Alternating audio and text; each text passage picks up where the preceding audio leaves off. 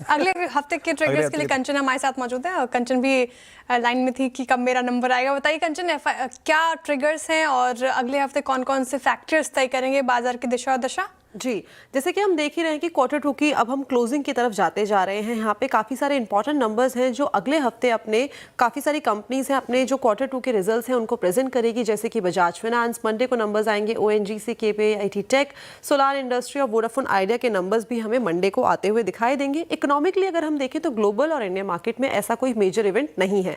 11 नवंबर की बात करी जाए तो Bajaj Finserv, Tata power, Bosch, Fortis health care, RVNL और BSE के जो नंबर्स हैं वो हमें बाजार के अंदर तक देते हुए नजर आएंगे। आगे बढ़ते हैं, वेंसडे की तरफ अगर बढ़ा जाए तो यहाँ पे देखिए इकोनॉमिकली इंपॉर्टेंट चीजें हैं, क्योंकि यहाँ पे डोमेस्टिक अक्टूबर रिटेल इन्फ्लेशन का जो डेटा है वो सामने आपको आता हुआ दिखाई देगा। साथ ही साथ US फेड के विलियम्स के यहाँ पे जो स्पीच है उसकी भी उस पे भी बाजार की जो है वो नजर रहेगी। ओपेक की जो मंथली रिपोर्ट है वो भी हमें इसी दिन आती हुई दिखाई देगी।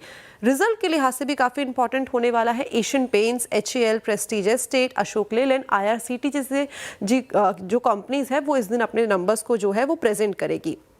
आगे बढ़ा जाए, थर्सडे की बात कर लेते हैं। यहाँ पे US के इन्फ्लेशन का डेटा जो है वो सामने आएगा। साथ ही साथ इनिशियल जॉबलेस क्लेम का डेटा भी हमें इसी दिन आता हुआ पड़ता दिखाई देगा। वहीं अगर बात करी जाए CPI डेटा की US के, तो वो भी हमें 13 नवंबर को ही आता हुआ नजर आएगा।